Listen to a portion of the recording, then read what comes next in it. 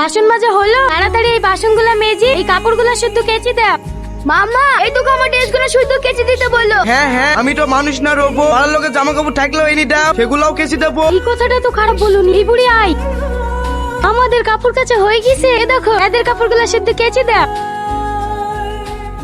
এদালে বলি তোর টাকা, কাপড়গুলো কাঁচা হয়ে গেলে সুখী রোবট খেতে পাঠিয়ে দিই। এত বিশাল ব্যবসা জুড়েছে 50 লাখ টাকা কিরম কেটে কাপড় কাচা চলবে না কিরে? এদালে 200 টাকা বেশি লে। আমার শাশুড়ি বিছানায় পায়খানা করেছিল, এই চাদরটাও আছে। তোর রোবটকে ভালো করে কেচে দিতে বলিস।